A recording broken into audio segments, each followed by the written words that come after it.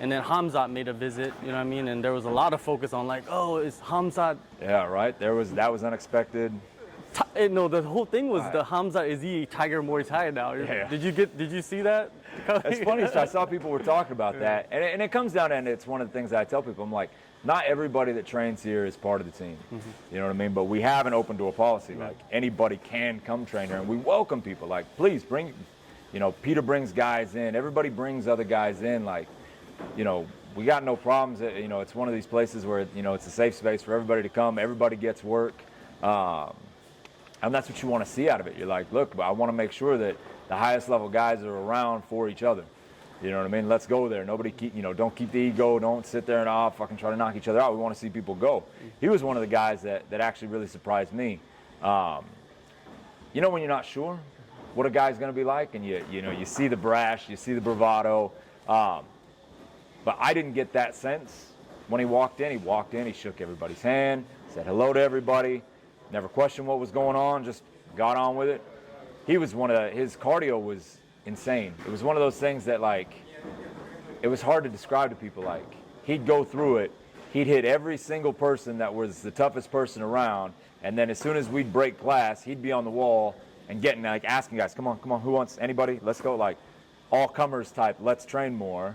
And you're just sitting there and everybody's just watching like, how is this dude still going? How are you still moving? Like, I don't understand. And it was cool to watch. It was cool to watch and sit back and watch other pros go, so that's what it is. Like, that's, okay, he's not just bullshit. Like, he actually does, okay, he puts in the work, okay. And you could see other people like starting to go, you know, it wasn't real quick to like talk shit. It was real quick to be like, all right, let's go. Yeah, let's soak it up, right? Yeah. And his coach actually was one that really impressed me. They just came out here for vacation.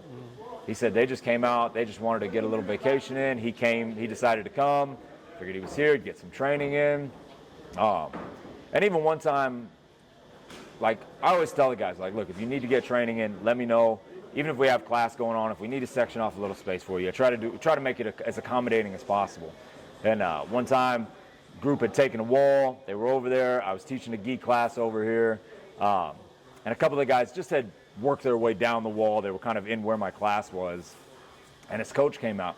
And as soon as everything was done, there was a break. He ran over and he was like, I'm so sorry.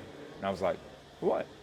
He was like, no, they should have never been in your class. Like, they should have. And I was like, no, I understand. Like, they're getting their work. And he's like, no, you're teaching class.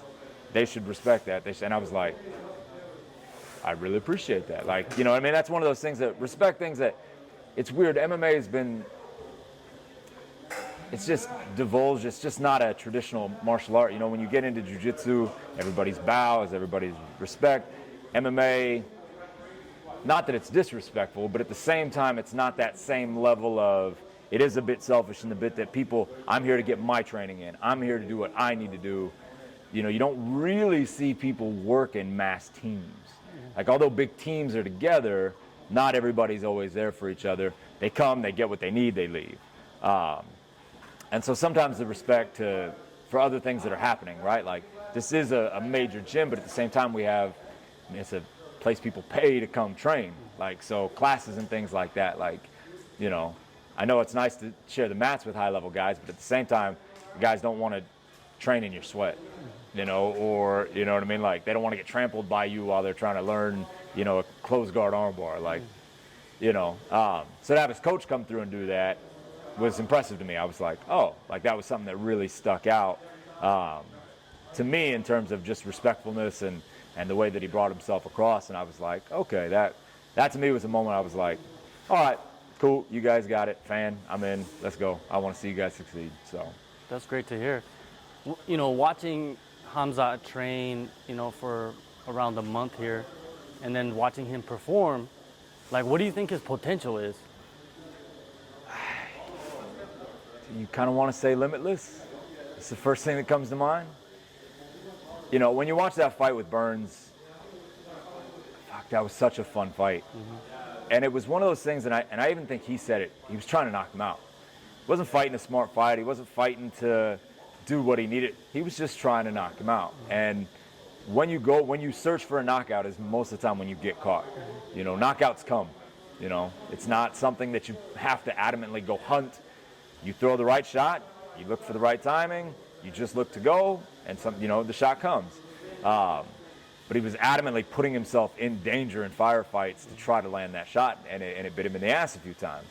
But watching him train, the transition game that he has was the most impressive thing to me.